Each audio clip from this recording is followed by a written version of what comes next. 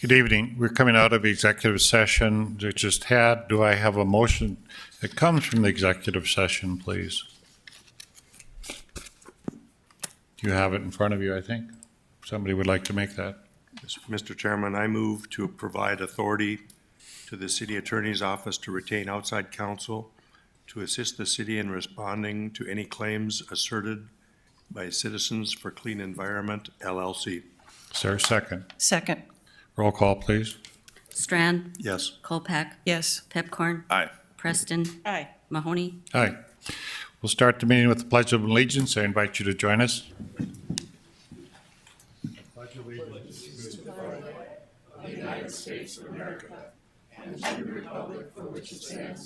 One nation, under God,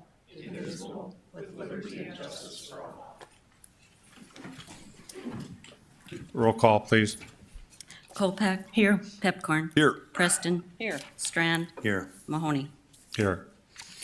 Is there a motion to approve the order of agenda moving item 17 from consent agenda to regular agenda under item 35 and withdrawing item 31F on the regular agenda? So moved. Is there a second? Second. All those in favor say aye. Aye. Motion carries. Is there a motion to approve the minutes of the December 12th, 2022 regular meeting and December 21st special meeting? I so move. Is there a second? Second. All those in favor say aye. Aye. Motion carries. Is there a motion to approve the consent agenda items 1 through 29, excluding item 17, which has been moved to the regular agenda? So move. Is there a second? Second. Roll call vote, please. Strand, Yes. Colpack, Yes. Pepcorn, Aye. Preston. Aye. Mahoney. Aye. Resident comment period. We have up first Kim Patterson, please. It'd be that other speaker.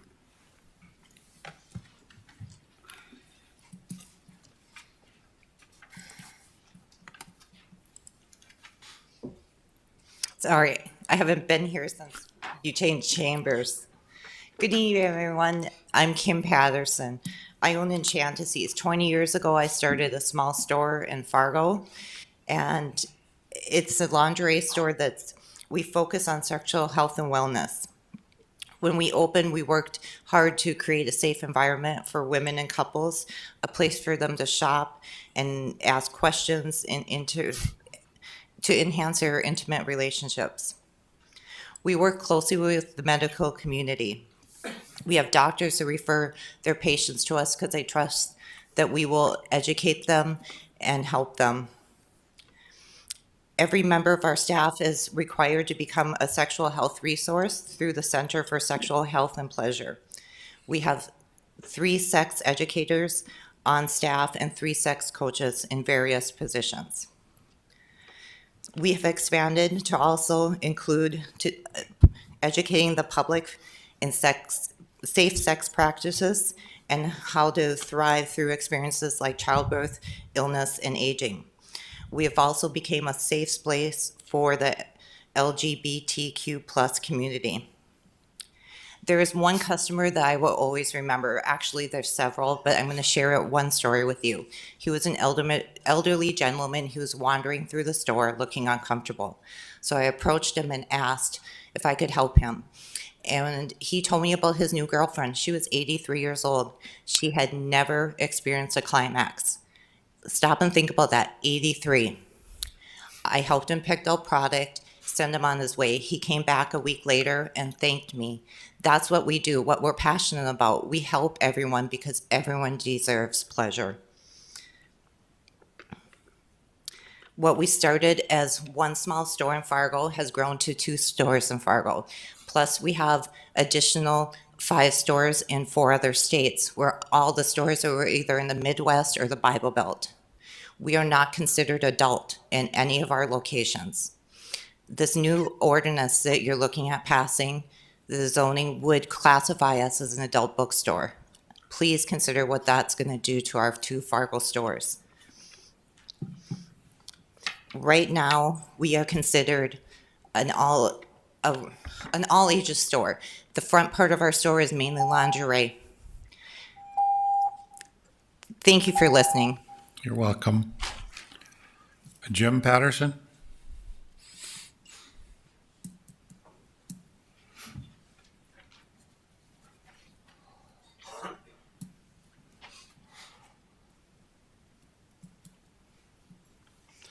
Hello, my name's Jim Patterson.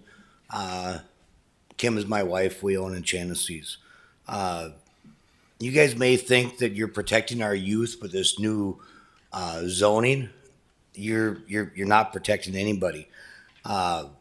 Adult devices that you're calling, they're mainstream stores have them. Spencer's has them right available for all ages that can walk in there and purchase them. Best Buy, Walmart's, they all sell them. Walgreens sells them. Sorry, I'm not good at public speaking. I mean, you can walk in the pharmacies and you can see they're expanding their sexual devices, as you guys call them, in there every year. They're expanding, they're growing more and more.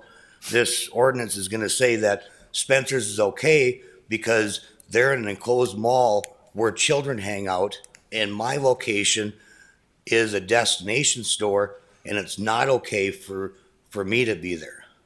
I feel that's false. All of our staff gets detailed training on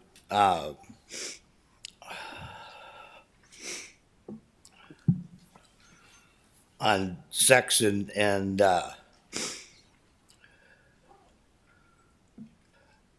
on sex ed. According to the BNC medicine, doctors get between 3 to 10 hours of sex ed training. When they go to the pharmacies to purchase the stuff, the clerks aren't there. They don't know it. They don't have that knowledge. 2 weeks after an employee works for us, they can successfully help somebody. We started this store 20 years ago, and it's an insult to turn us into an adult bookstore. It really is. I would ask you guys before you vote on this to go to Romantics, go to Best Buy, go to the pharmacies, go to Spencer's, come to my stores, see what we have, and see if if you feel that we're classified as an adult bookstore. I ask you guys to do your homework before you vote this. Thank you. Mark Western.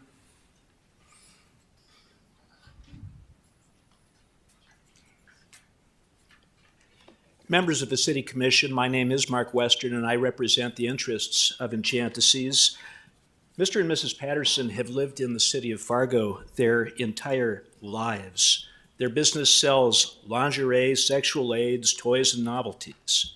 They don't sell alcohol. There is no theater. There are no video booths. There is no human trafficking, and there is no sale of drugs. Frankly, Enchanted is not much different than Spencer's, other than there's no t-shirts that celebrate the drug culture, quite frankly. We're all aware that the proposed ordinance that the Commission is looking at this evening would streamline the city's classifications into a one-size-fits-all scheme that lumps Enchanted in with strip clubs, adult bookstores, theaters, and the like. The individuals who propose this ordinance, I know they mean well, but with respect to Enchanted, respectfully, the proposed ordinance seeks to fix a problem that doesn't exist. This proposed ordinance relies on a presentation regarding secondary effects from some of the largest and most violent cities in the United States. Do you think that regulating lingerie shops has made the city of Baltimore and Minneapolis safer? I don't know about that. Can you tell me the number of drug busts or human trafficking arrests arising out of a purchase from Enchanted? Or the number of violent crimes that have arisen out of a purchase from Enchanted? Or the number of constituents and the public outcry? I submit it simply is not there. I know that there has been a discussion about cleaning up the ordinances, and I'm not sure what needs to be cleaning up or what needs to be modernized, because frankly, this ordinance turns back the clock almost into a footloose type of situation. The proposed ordinance is something that is just not necessary as it relates to Enchanted. It's not the definitions in the ordinance that are old.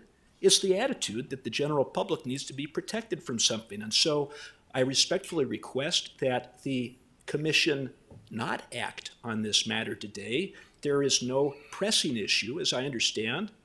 There is nothing further that really needs to be done. I thank the commission for its time and consideration of this proposal. Thank you. Daniel Curtis.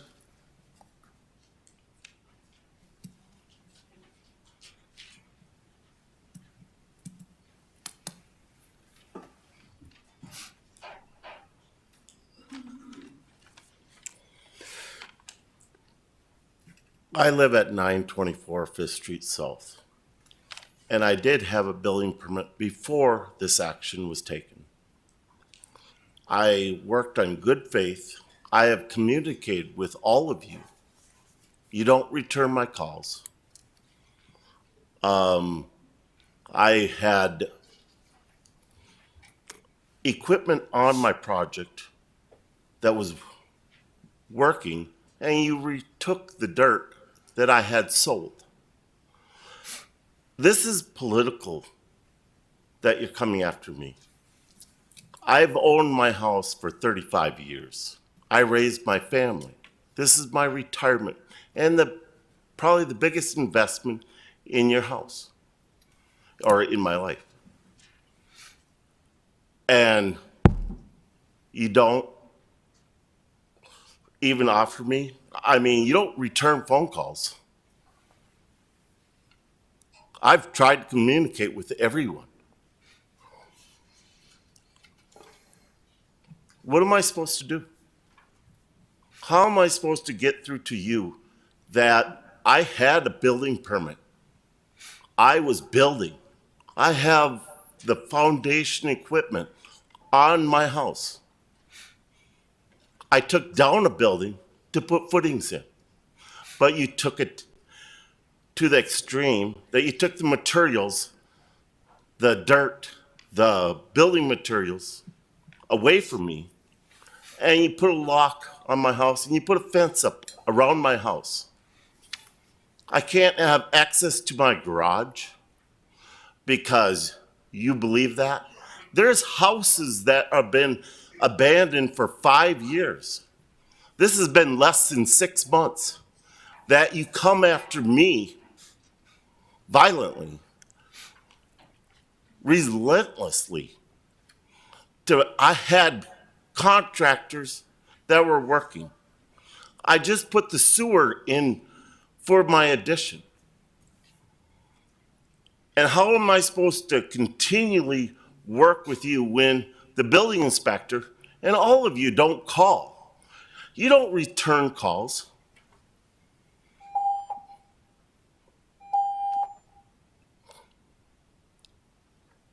I have paid off my house. I own it, free and clear. I can invest in it.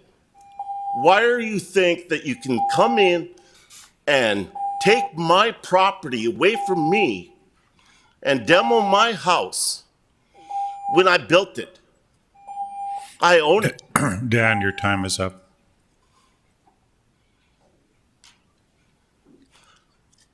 I'm going to say one thing. Anybody here wants to talk to me, do it face to face and I'll talk to you. Thank you. Christopher Cohn.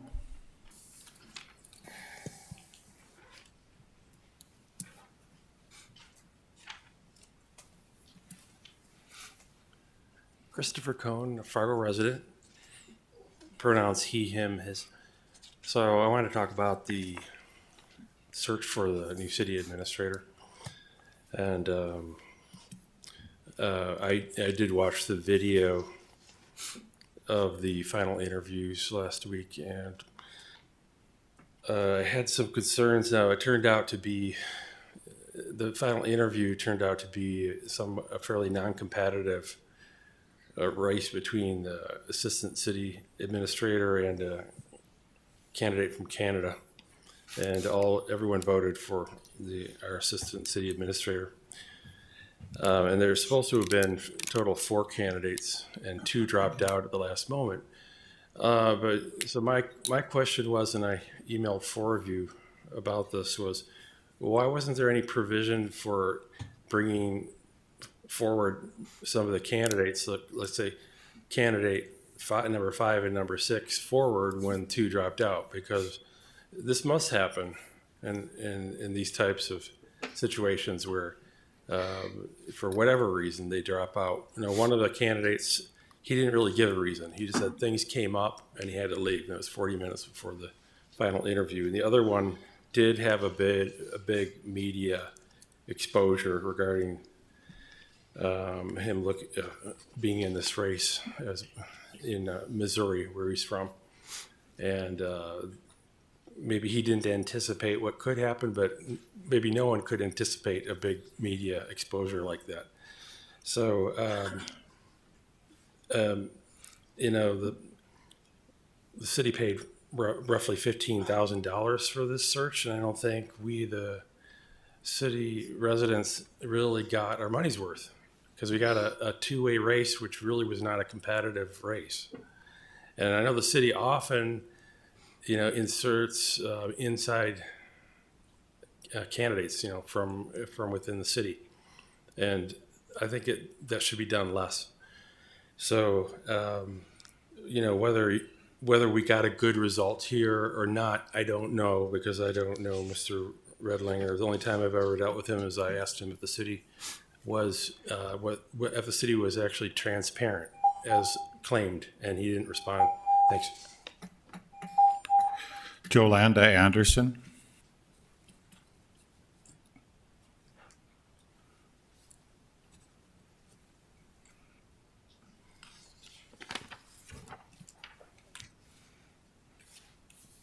Hi, thank you first for pronouncing my name correctly. I appreciate that. I'm here to speak on behalf of Daniel Curtis. I've been Dan's girlfriend for 8 years, and he is the kind of person who gives with his entire heart. You've heard a lot of bad things, but nobody ever talks about all the good things he does and the good things he's done. Dan wants to help people. That's what he's doing in his home. When was the last time any of you opened your home to a stranger? Last week he had a young man come into his house that he did not know. No jacket on, freezing to death. And what did he do? He dug around and found his own winter coat, which he gave to him. Dan gave him his own coat, socks, underclothing, and clothes, and told him to go into the bathroom, take a hot bath, and warm himself up. Then he fed him a meal. For Christmas, he fed 24 people. Did we? Any of us? We should be learning from him, not chastising him. He's there to help people. Rather than paying $60,000 to have his house torn down, why don't you give him $60,000 and help him rebuild the house that you actually took from him when he was sentenced to jail for something he didn't do? Go back and look at the tapes. Every one of you, I invite you to. He was jumped by an officer that never identified himself and taken in for something he didn't do. You be tased 6 times and have the taser broke over your head and see if you could disarm an officer. I've talked to countless doctors, attorneys, and others. It's physically impossible. He could not have done that. And through all of that, he kept his house going, paid his bills, raised his children. He's just trying to help more people. This city has a lot of homeless people. And maybe the ones he's chosen aren't exactly the best, but he's helping someone. And that's all he's ever wanted to do, is help people who have no one. You talk to the people that go there, they've known him for years, many of them, and they were children that he fed. Thank you. We will now go to public hearings, item 31A. It's a continue to 1/9/23 application reclass CWM alcoholic beverage license to Z Chase at Crafty Taps. Do I have a motion? I move to continue. Is there a second? Second. Roll call vote, please. Pipcorn. Aye. Preston. Aye. Strand. Yes. Kolpak. Aye. Mahoney. Aye. Item B, application for Class GH alcoholic beverage license for LYH, Little Brother, to be located at 117 Broadway North. Steve Sprague to explain. Good evening, Mayor and Commissioners. This is an application for a beer and wine license that requires 50% food sales. That does not allow a bar, and the beer and wine must be delivered to the table or booth for consumption.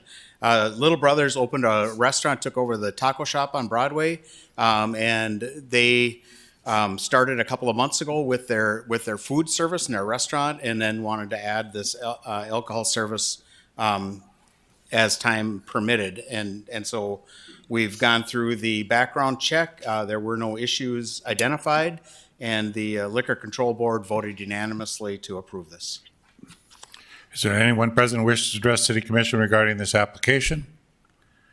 Is there anyone present who wishes to speak?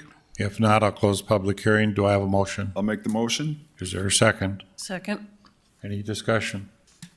Roll call vote, please. Pepcorn. Aye. Colpack. Aye. Preston. Aye. Strand. Yes. Mahoney. Aye.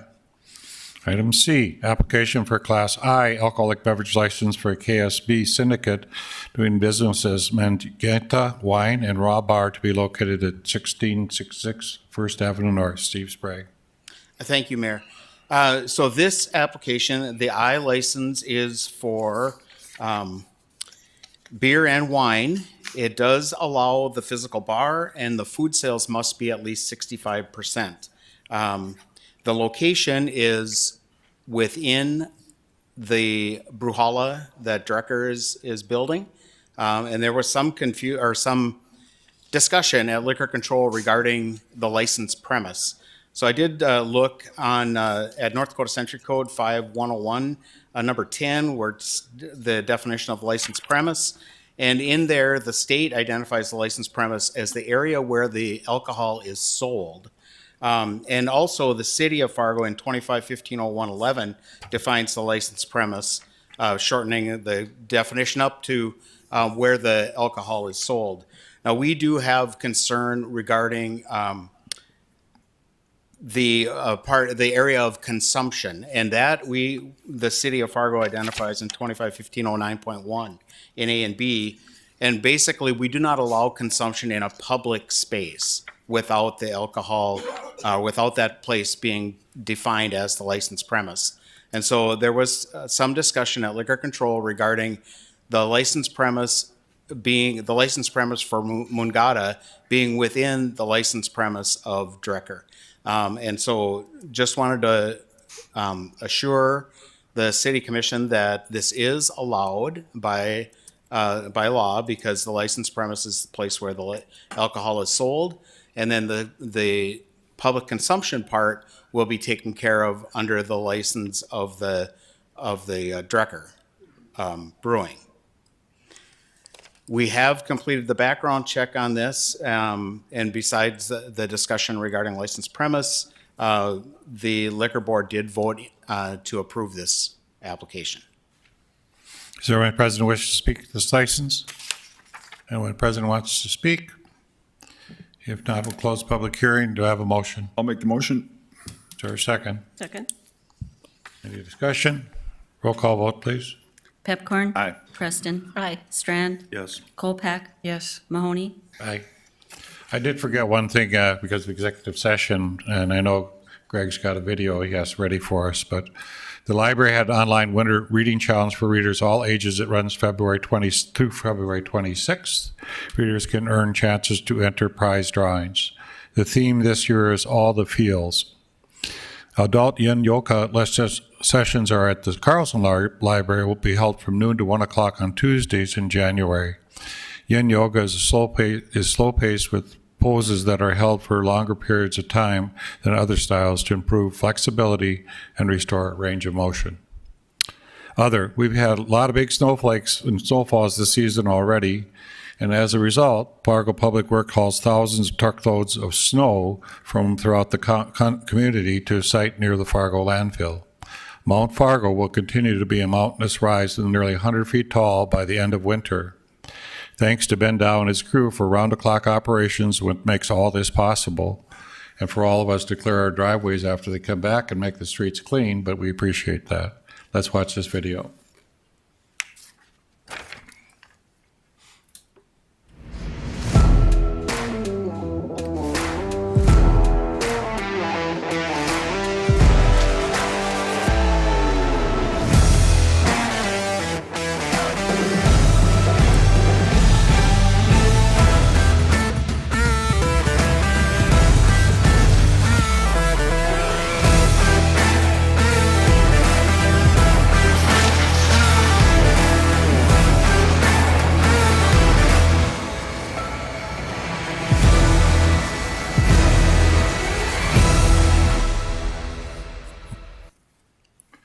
I'm sure we'll see it at the end of the season.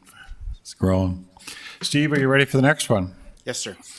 D, application for a Class N alcoholic beverage license for concessions management, doing business as concession management at the Fargo Force Hockey Club, doing business as Fargo Force, located at 52225 31st Avenue South. Steve Sprague. Thank you, Mayor. The Class N license, well, first of all, this is a transfer and not a new issue. This is the Shields Arena. The Class N allows alcohol consumption at the Shields Arena within the facility. The reason for the application was the death of one of the owners. And so his estate is transferring the ownership of this one and also the next application. We've done the background check on the people involved. There were some issues with some DUIs that were quite dated, and so they fell outside of our parameters. We usually look at about a 5-year look back on DUIs, and there was one that goes back, I think, 10 years or more here. With that, the Liquor Control Board did approve this unanimously. Is there anyone present who wishes to speak to this liquor license transfer? Anyone present wishing to speak? I'll close public hearing. Do I have a motion? I'll make the motion. Is there a second? Second. Any discussion? Roll call vote, please. Pepcorn. Aye. Colpack. Aye. Preston. Aye. Strand. Yes. Mahoney. Aye. Item E, application to transfer license ABH, alcoholic beverage license at 3803 Hospitality at the Holiday Inn of Fargo, doing business at the Holiday Inn of Fargo located at 3803 13th Avenue South, ownership change. Steve Sprague. Again, this is the transfer of the ownership of the Holiday Inn. The ABH is a full alcohol license for the hotel. The hotel needs to be at least 100 rooms, and the interesting thing here is that the management is not changing, it's just the ownership is changing. So I think we can anticipate that the Holiday Inn will continue to be operated the way it has in the past. This also comes, after the background check, comes to you with a recommendation of approval. Does anyone here wish to speak about this transfer? Anybody wishing to speak? If not, I'll close the public hearings. Do I have a motion? I'll make the motion. Is there a second? Second. Any discussion? Roll call. Question, Commissioner Mayor. Strand. If you could remind me, did you take item F off the agenda, or I couldn't quite hear when you said Yeah, that. this is E. This is E, but when we approved the agenda, there was something to do with F? Yeah. It's almost identical to this one? Yes, sir. I can answer that for you, Commissioner. So we received a late notice or a request from the applicants. They are not going to continue with alcohol service at the Holiday Inn Express. So that's why they requested that be pulled. Thank you. Now roll call vote. Pepcorn. Aye. Colpack. Aye. Preston. Aye. Strand. Yes. Mahoney. Aye. Item 32, Second Street Pedestrian Bridge Project Update. Jeremy Gordon, I see you to start this off. Good evening, Mayor, Commissioners. Good to see you. This item, I will say, Mayor, I like that commercial update to advertise the library and the public works in Mount Fargo. That was nice. We interrupt your regular, or get you back to your regular program. So on that note, this is meant to be an informational update for you. This is a Second Street pedestrian bridge. The last time we brought this to you guys as a whole would have been the end of August. August 31st as a brown bag. So at that point, we cut the alternatives down to 3, and then we've added a 4th one since. But staff and KLJ have been making good progress on this project, and we're really getting at a point where we've been at this a year. We need to make some project decisions, move forward, and then hopefully bid out a project in about a year. So Wade and Scott are here from KLJ. They're going to go over some public engagement, additional information on the alternatives we've highlighted, possible funding scenario update, and then next steps. So with that, I'll hand it over to them and ask any and all questions you may have.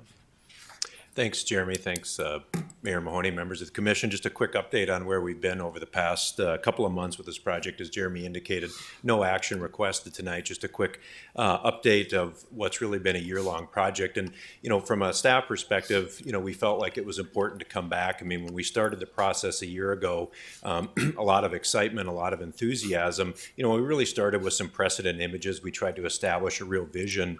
And some of that early vision went to, this is an example that the committee kind of glommed onto as far as the Cycle Snake Bridge in Copenhagen. It was something, so, we want to do something iconic. It really kind of set the footprint and established some of the initial boundary for, for where we wanted to go. The other pieces that we're trying to fit within, of course, is sort of the Civic Plaza. The Bishop study was very influential. Some of the early work from HDR was very influential once City Hall was in place. So we're trying to sort of thread the needle between some larger visions, some of the footprint that's already begun to build out within the Civic Plaza as we start to move forward with the pedestrian bridge. And the context is important too, and I know we've talked a lot when we were here in August, the commission and Mayor Mahoney recall, a lot of the preliminary work that's gone into this over the last couple of decades. And so really we're at that kind of jumping off point of trying to, again, kind of thread that needle of getting this bridge structure, which has been a part of the overall vision, to fit into it. And one of the things that's important to remember, and I know this came up the last time we were here, and I know Commissioner Strand brought it up, we've also looked at a lot of the previous river corridor planning. I know there were questions about the bridge to Moorhead, and I know it was a concept in the Bishop study, but previous to that, there really had never been any identification at this specific location for a ped bridge. So that, kind of gives you some of the context of how we've gotten to this point and give you a lay of some of the land that's out there that we're trying to weave this structure into. And as we zoom in, and of course, there's still a lot of questions to be answered regarding the plaza, but I think the key takeaway, and I think this is something that,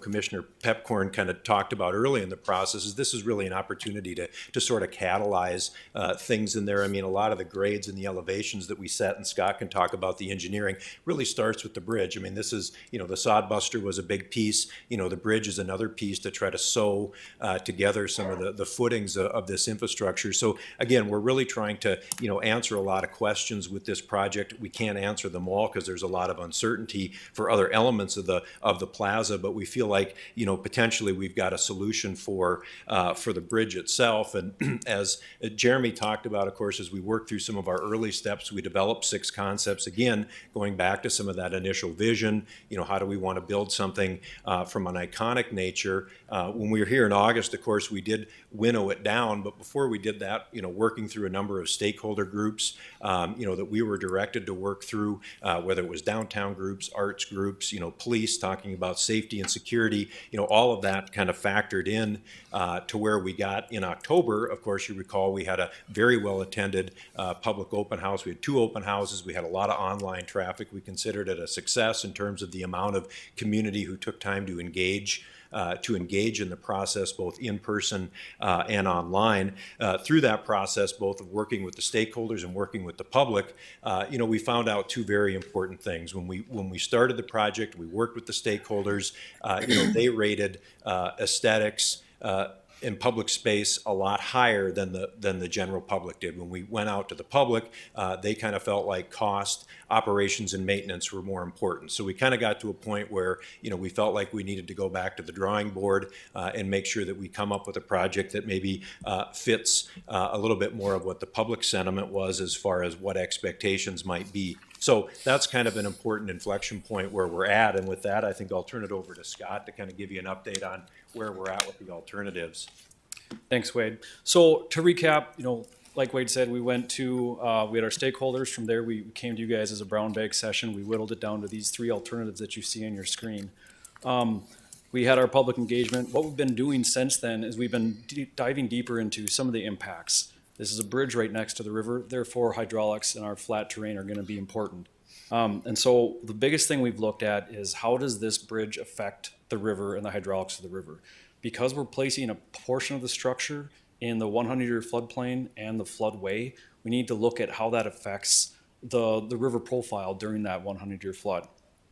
What we found, currently we are still struggling to get a no impact for concepts B and C. So what that means is the 100-year flood profile of that river is slightly elevated. And I mean, we're talking 1/8 of an inch. It's not much, but per FEMA guidelines, per State Water Commission, that's what we have to follow. What we can do is on concept A, we can get a no rise, as that's called. So there is a little mitigation that we have to do, some grading, but we can make sure that that bridge does not affect the 100-year flood plain. The other thing we've looked at is the trees. Obviously, concepts B and C are much closer to the river, therefore some of those trees adjacent to the river would have to be removed. Concept A is pushed furthest to the west, kind of more hugging that flood wall, and so there's less tree impacts with that one. And then just to kind of recap the costs, concept A is the highest at $11 million, concept B is 10 million, and concept C was 6 million. And again, those are all based on square footage cost estimates that we've done. The more bridge, the higher the cost estimate. So once we went to the public, we had them rate a 1 being strongly disliked to a 5 being strongly like with the alternatives. And as you can see, concept A got the most votes for strongly like and the least votes for strongly dislike. On the flip side, concept C got the most votes for strongly dislike and the least for strongly like. And as you noted on the previous slides that Wade went over, is cost was the most important factor to the public. So looking at that, what drives the cost up on these structures? And what it comes down to is really it comes down to the curves. That doesn't allow for the traditional bridge construction we see in this area. It's gonna have to be custom rolled steel beams or cast in place beams and deck, which just drives up the cost. It's lots of labor, materials, shipping, things like that. It's also just, like I said, these are square foot cost estimates now. The bigger the bridge, the higher the cost. And so we looked at, we got this very strong notion from the public that costs are very, very important. So what can we do to reduce those costs? So we looked at a revised alternative. And what we did was we shortened the bridge. That was probably the biggest thing. The bridge now, this revised concept would cross second and just go to the north. We also took a lot of the curvature out of the bridge, just used corners instead of curves. So what that does is that allows for more traditional bridge construction, like I said, around this area. What we're looking at from this revised concept, we're looking at $400 to $500 a square foot, and that puts at a price point of 3.7 to about 4.8 million. So we have some renderings here of the new concept we put together. I'll go through a few more here. So this is looking north above 2nd Street. And you'll notice what we did again, instead of using, a cast in place concrete structure over 2nd Street, we're looking at using a prefabricated truss. That's the same type of structure that you guys see over the river crossings between Fargo and Moorhead on those lift bridges. This is in the plaza looking north at City Hall. So the bridge coming down, as you'll notice, we would have to bring in some fill for the plaza to try and reduce the length of that bridge. This is on the bridge on the west side, or I'm sorry, on the east side of the flood wall looking north, going down the bridge. And then this is a view at night. I know it's been talked about when we've had our meetings before of just, it's important to have this being illuminated at night. And even though we're looking at a simpler type of bridge, we can still incorporate lighting into it. So kind of shifting gears to go to the funding, we wanted to go over what funding's been secured and another program we're looking into. Right now, the Urban Grant Program, that funding has been secured. That's been authorized to the city. That's $2.4 million and requires a 20% local match, totaling $3 million. We're also looking at the Carbon Reduction Program. That would be around $850,000. Again, requires a 20% local match, so that puts you just over $1 million for that. In total, right now, we're looking at about $4 million, just north of $4 million that have been almost secured for the project. And again, I want to inform you, these are construction dollars only at this point that we're showing right now. The final piece on the funding, of course, I think everybody on the commission is familiar with the Infrastructure and Investment and Jobs Act. You know, it's the new transportation law of the nation. And so there are a lot of available discretionary programs that the structure may be eligible for. You know, it's sort of a rolling cycle. It's not necessarily formula funds like we're used to getting through the Department of Transportation. But as we get into the spring and summer, there would certainly be some available discretionary funding, you know, thinking specifically about reconnecting communities, safe streets for all. One of the nice things about this project is it would essentially be at that point where it is kind of quote unquote shovel ready by spring and summer. So it certainly gives it a little bit of a higher elevation as opposed to a project that, you know, really hasn't been studied per se. It does require a benefit cost analysis. That's something we have not completed at this point. But, you know, if the commission were wanting to go after discretionary federal aid, certainly there will be some opportunities out there as we get into the second quarter of 2023. So going over next steps, over the next 2 weeks, what we're going to be doing is, you know, we're here to answer any questions you guys may have regarding the project. When we do come back, we'd be looking for a preferred alternative to go through the environmental document. At that point, we can either put a pause on it or keep going and move into the plans and specifications part. So January, we're going to refine the concept and the costs. February, March, we'd be looking at completing that environmental document, assessing all the impacts, both physical and environmental. And then come back in March is what we're shooting for with a formal decision document that would be included in the environmental document that would be sent to DOT and Fed Highway for approval. If the project does go forward, from March to August of 23, what we'd be doing is finalizing our design, preparing plans and specs, and then one important aspect is including public art. That was a lot of feedback we've got both from this group here and our stakeholders is how can we put kind of a local fingerprint on this with some public art. So we're going to try and get that incorporated as well. And then all goes well, we'll bid the project in November of 2023. With that, I'd open up. Commissioners, questions? Commissioner Preston? So what I would be worried about with this last option here is that the original concern about cost has not gone away, and the support for an iconic structure will have gone away. So we're going to end up with a bridge that no one likes for cost and what it looks like. I personally wouldn't support moving ahead with anything probably until we have a better and more clear vision for what the plaza is eventually going to be. Would there be some intent to go back to the public and ask them about this last design? We certainly could if commission desires. I guess we haven't discussed that yet internally, but that is an option. Commissioner Strand? Thank you, Mayor. I'm just curious. Of course, my pie in the sky hope would be that we'd have an iconic bridge that goes over the river, over to Moorhead. And have we actually formally asked Moorhead if they'd like or could participate, and or if so, to what degree, and what commitment they'd ever be able to make? Has that outreach happened? We have spoken officially with the city engineer over in Moorhead. He said as of now, we don't have a way to fund it and it hasn't been programmed. It would be nice, but they don't have the funds now. So as I continue, just if, say in theory, there was an interest in Moorhead, would it be another $500,000, another $1 million? Do we have a sense of what that additional cost burden would be to the overall project? That I don't know off the top of my head. I think that would come down to a lot with the river hydraulics again and seeing what we'd be required to span and how that would impact the river and what mitigation would cost. I'd be really curious to know. We might hopefully maybe be pleasantly surprised that it's more doable and we get more bang for the buck. Last thing, and I'm sure you're aware of this, is I think it'd be good for all of us, and I need to do this too. The old cultural bridge concept from decades ago that's in the Smithsonian, maybe there's elements of that can apply to this too. The Michael Graves Bridge? Yes. Yeah, so our landscape architect is going to be reviewing that and seeing if the project moves forward, how can we incorporate any aspects of that bridge into this?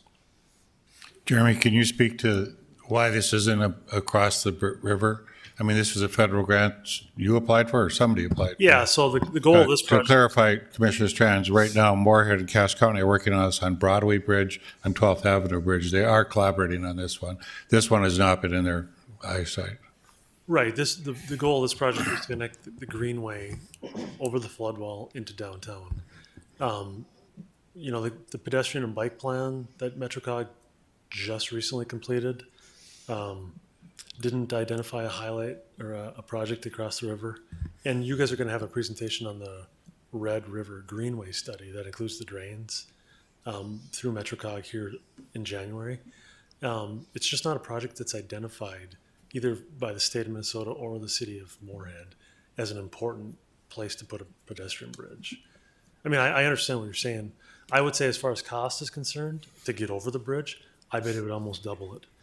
Because we're gonna put the project that we have down on 40th Avenue South to go across the Red River to get to Blue Stem and vice versa.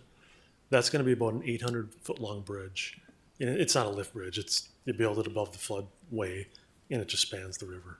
So I think this bridge, the one that we're looking at, is right around 900 feet with the ramp up and then cross. And then if you're going to go across the river east to Moorhead, you're going to tack on at least 800 more feet. So it's going to make it quite a bit more expensive. But I will say, if you would go with a bridge that has a 90-degree bend in it, that would be a place where the bridge coming from Moorhead could land into. It would already be constructed, if you want to go to that.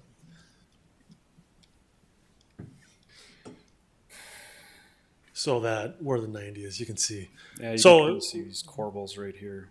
Yeah, so you could, it could tie in there, and then what they haven't shown on these graphics is we would plan on a staircase coming straight south in that picture as well.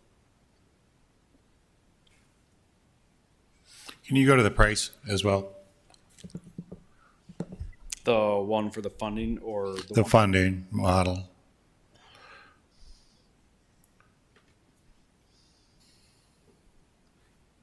So when we originally got into this with Jeremy, we had a 2.4 funding that we were going to have to make to 3 million to 600. As I see, our local match actually would go down if we get the carbon, right? We'd go from a 600 commitment to 200. No, you have to add those up, so you get 812 at the bottom. Excuse me? You have to add the 600 plus 212 to get 812. Okay. But didn't you also have an increase in the funding from the 2.4 to 3.3? Yeah, that would be that. So the first column is basically 3.3. Second column is our local match. So, I mean, the good thing about reducing the price of the bridge is that the overall cost gets to be about an 80% federal, 20% city. I mean, we're at the ideal split on a federal Of how we do these on a projects. federally aid project. Yeah, it doesn't include engineering or inspection, but I mean that's about what we expected. We expected a $3 million bridge. And the carbon reduction, you guys all sit on MetroCog policy board. There's still kind of an issue of who actually gets to program those carbon reduction funds. Does MetroCog get to allocate that, or does the state of North Dakota? So that's why it's just pending. Very good. Any other questions or discussion? Mr. Strand? Thank you, Mayor. When would you know if that carbon reduction funding would be available or not? And my second question relative is, what's the deadline we have to make a decision by period with the state and federal grants? We need to bid out a project by basically December of next year. So we really need to know by, I'm going to say, July 1st at the, no, sorry. I would say we need to have final plans by August 1st. So you step back, look at the engineer, they're worried about plans. It needs to be May 1st. And the carbon funding, We should know that in the next month or Before the three. January 9th decision we're making? No. We probably won't. It'd be helpful if we knew that going into that, because it could affect our votes. Yeah. I'll ask Cindy about that. Because there's not a, we could delay the January 9th, I agree with. Yeah, John. there's It'd be no ni- rush in Be January. nice I to mean, know we- that you have $800,000. We can go another month. Mr. Chairman. Mr. Preston? So the grant, the urban grant and the carbon reduction, could they be reallocated to other projects if we didn't go with this? Well, the urban, I don't know about the carbon reduction. We still have to figure out who actually can move those funds around. But the urban grant program is specifically for downtown areas, and it's a competitive program. So I would assume the state would put them back into their statewide pot of money and just allocate it the next go around. So we don't have another project that we could We don't. quickly move it to? We don't. Okay. Any other discussion? Thank you.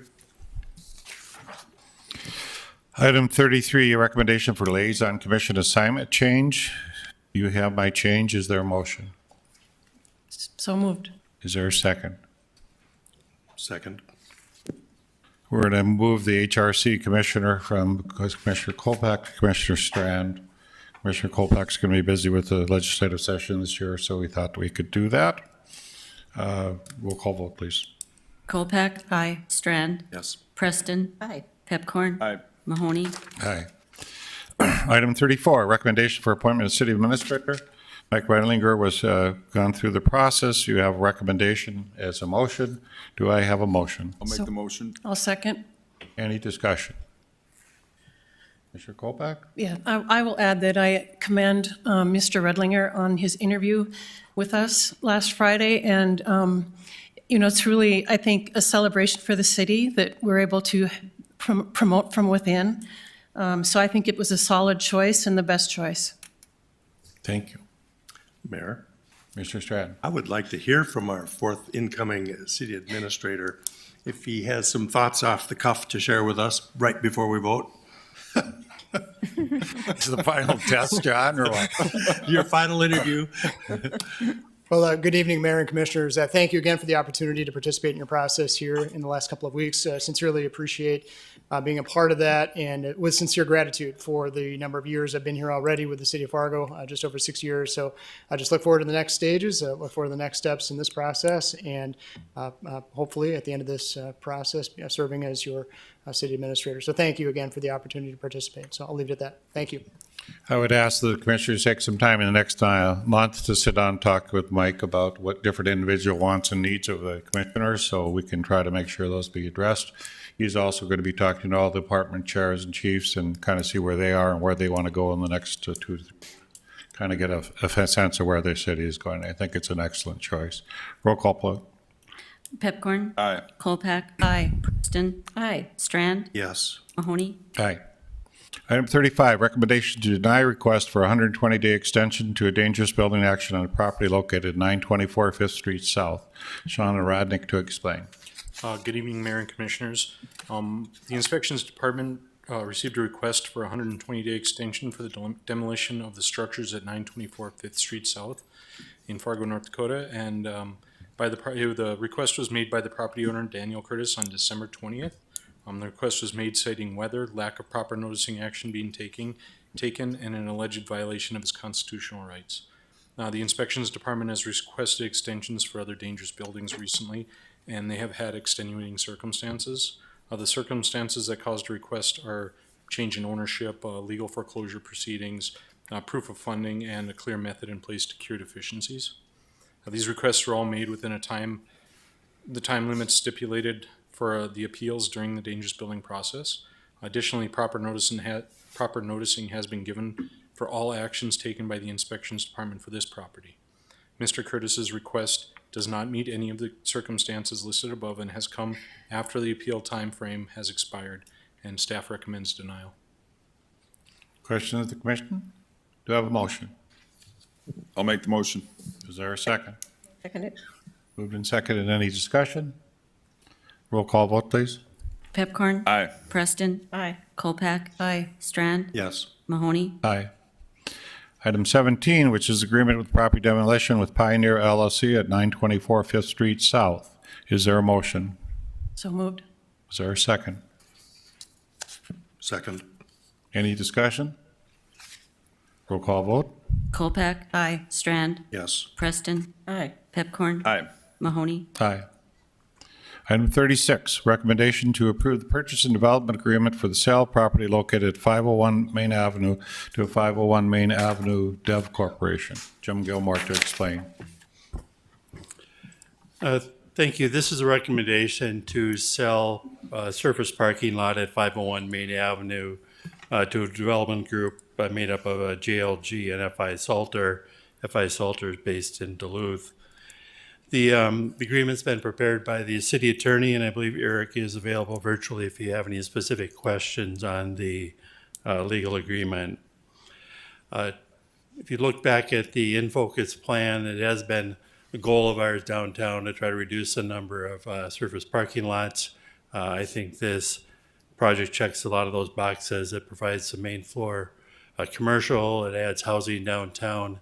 In this case, it's going to be condominiums, 2 floors of condominiums on top of 2 floors of residential. And it's been quite some time since we initially selected this proposal. There were just problems trying to figure out railroad right away, the change in the ownership of the Island Park ramp caused some delays. But the basic terms are that the purchase price is $505,000.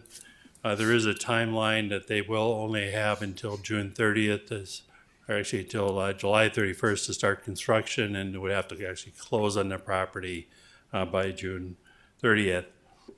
You've already approved Renaissance Zone benefits for this project, so there's no other property tax exemptions beyond the 5-year Renaissance Zone. I believe they're making an amendment to that application because of the greater number of condominiums. The city would be paying for a crosswalk that would link, kind of help pedestrians cross between the Island Park ramp and this development. It looks like there have to be some cross arms with that, so that could be $200,000 to $250,000. You see my recommendation. There's a representative of JLG is here tonight if you have any questions. So the recommended motion is to approve this development agreement. Any questions of Jim? Commissioner Pepcorn? Just not a question, but I am very pleased. If you look at the far left side, that's a potential public art spot that we kind of have reserved, and I think that'll be exciting. It's right on Broadway and Main Avenue, and so I think that could be, hate to overuse the word iconic, but hopefully we get something special that goes there. I think they've agreed to participate, the new owners of the property, and so and I think that'd be a good addition. Thank you, Mr. Chair. Commissioner Preston? Just a couple of questions. The first one being the purchase price, how was that established? We had received 4 different proposals. This wasn't the highest price. I couldn't remember. We look at, the city assessor has this valued at $392,000, and they were all above that. If we just wanted surface parking, then we'd actually get the most money, but that wasn't the goal. Sure. My second question is related to the crosswalk, and you might have answered this real quickly here, but is it an at-grade crosswalk or an elevated one? Like It's a an skywalk? at-grade crosswalk. It's a what? An at-grade crosswalk, similar to a hawk, but not not the red lights, just more of a flashing beacon to warn pedestrians, or Similar actually to warn one- motorists. Similar to the one by Sanford Crossing? Like that? Similar to that one. I'm trying to give. So, Mr. The one Chair, by Sanford, Jim, it's got yellow lights. so Mr. Chair, there's a couple of crosswalks on Main Avenue already, just further down, like on the other side of the Park District. So they're going to be very similar to that. There's already several crosswalks, but the main thing is, so there's like an island, so you cross one lane of traffic and then the other lane of traffic instead of having to go all the way across. So, and I will say to Jim, thanks for all the hard work. And that was kind of the main sticking point to figure out an acceptable way. Like you said, originally they wanted to have an overhead crosswalk, and that was very expensive. And so anyway, I would say we've come to an agreeable terms. It's taken a long time. So thank you for all your hard work, Jim. And then our engineers too, because they worked hard on that to get the right mix for the DOT. Well, Grant. I guess we're talking about bridges, pedestrian bridges, so maybe that's our new, we should have a new group just for that, because that's what was earlier too. Sorry. Commissioner Strand. Thank you, Jim. I'm just curious, in the last several years, we've had an immense reduction in what people used to call the speeding oil trains through downtown. And there were safety concerns some years ago. Are they alleviated and gone? Or to the point level, they're treating the oil differently, the speeds are affected, there's pipelines now. Is that whole scenario different than it had been for safety? Yeah, I'm not an expert on that subject. I don't know if Jeremy would have any information on train counts, but I still see oil trains occasionally. So I think a lot of the oil is going to the East Coast, and there's not a good pipeline network to the East Coast. Any other comments? Do you have a motion? So moved. Is there a second? Second. Any discussion? Roll call. Preston, Aye. Colpack, Aye. Pepcorn. Aye. Strand, Yes. Mahoney. Aye. Item 37, second reading and final adoption ordinance relating to adult entertainment centers and adult establishments, first reading 12/12/22. The first motion is a motion to waive second reading at length, and that second reading to be by title only on the ordinance amending sections 20-401, 20-402, 20-0403, and 20-1202 of the Fargo Municipal Code relating to adult entertainment centers and adult establishments. Do I have a second? Or, do I have a first? I'll make the motion for, can I make a motion for both of them, or do you want to do them one at a time? We'll do one at a time. I'll make a motion. Is there a second? Second. Any discussion? Roll call vote. Pepcorn. Aye. Colpack. Aye. Preston, Aye. Strand, Yes. Mahoney. Aye. Is there a motion for the final passage and adoption of the ordinance amendment sections 20-0401? I'll go through all the numbers are the same of the Fargo Municipal Code relating to adult entertainment centers and adult establishments. Is there a motion? So moved. Is there a second? Second. Any discussion? Roll call vote, please. Preston, Aye. Colpack. Aye. Strand, No. Pepcorn. Aye. Mahoney. Aye. Item 38, applications for property tax exemptions for improvements to be made to buildings. We have quite a few of them. Do I have a motion? I'll make the motion. Is there a second? Second. Roll call vote. Pepcorn. Aye. Preston, Aye. Colpack. Aye. Strand, Yes. Mahoney. Aye. Liaison Commissioner assignment updates. Are there any updates for the commission? Start with Pepcorn, I guess. I have no updates on any of my liaison, but on Christmas Eve, I made rumagrout for the first time with my mom's recipe. And if anybody knows anything about that, it's not easy to do, but it was successful and everyone loved it. So that's the end of my update. Commissioner Preston. And we made lefse, so there you go. I don't have any update tonight. I'll defer. Commissioner Kolpak? I do. I have 3 slides. So the first is the fire department is reminding residents to keep hydrants clear and ready for use this snowy season. And ice for 3 foot by 3 foot zone around each hydrant. So please clear a wide enough perimeter to allow firefighters to work, in addition to clearing a path from the hydrant to the street. This is especially important in minimizing the time required for the fire department personnel to respond to critical incidents. This is a long one, but it's raised some questions in the community, so we wanted to explain the pH level in our tap water. Target pH is about 9.2 for finished tap water in Fargo, and some customers have asked why it's above the neutral level of 7. It's because it prevents corrosion of the cast iron water mains in Fargo, and it helps prevent corrosion of lead service lines and in-home plumbing features. Fargo tap pH of 9 or above has contributed to successful compliance with lead sampling in Fargo homes for the past 30 years. Fargo utilizes a lime softening water treatment plant that has been in operation since 1997. Numerous lime softening water plants are found throughout the Midwest. Target pH at 9 or above in tap water is typical of system treating with lime softening. Some water systems have pH targets above 9.5 in tap water. Fargo operates the lime softening water plant along with the 2019 membrane water plant. The flow split to each plant varies throughout the year and with raw water quality changes. The photo to the right showcases the Fargo water softening basin, which uses lime and soda ash. And the last slide, the Solid Waste Department is kicking off recycling campaign in January to educate residents on the items that are acceptable within our curbside and dropside recycling programs. Billboards will be going up in January throughout Fargo in addition to social media. An online component will also be implemented, including an interactive online recycling quiz available at fargond.gov/recycling. And those are my updates. Thank you. John, any social announcements? I have an update, and the only social message is, Commissioner Pepcorn, while you refer to the Ramagrat from your mom, by all accounts, you had an awesome mom. I've heard that everywhere I turn, so I'm glad that apple didn't fall far from that tree. The last board meeting of the Housing Authority, and we've had various notes to honor Jill Elliott from the Housing Authority, but they made it a point to acknowledge her 44 years of service. And I'd like to share a little bit of that with you. For 44 years, Fargo Housing has had the honor of having Jill Elliott serve in a multitude of roles. Ms. Elliott started as a service coordinator for tenants at New Horizons Manor, where her boss told her, no one has made it here 6 months. I don't believe you will either. Obviously, she proved him wrong. During her tenure, Fargo Housing has grown from serving over 500 households to over 5,000 households. Jill Elliott has also always found a way to problem solve issues, not only for tenants within the programs served by the Housing Authority, but within the entire community.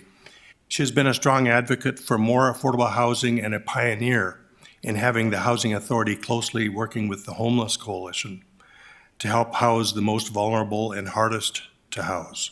She built relationships with community partners with a leadership motto, no good deed goes unpunished, but do the good deed anyway. Since it's always the right time to do the right thing, she would say. Jill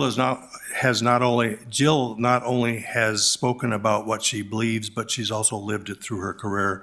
She will be leaving a legacy behind that her whole community will honor and benefit from. So it's really something, 44 years of families affected by her service. And lastly, they've named a new project coming, the Elliott Place, I believe is the name, to honor her. And they don't often name buildings after living people, but she's deserved it. Thank you. Is there a motion to adjourn? So moved. Is there a second? Second. All those in favor say aye. Aye. We're adjourned.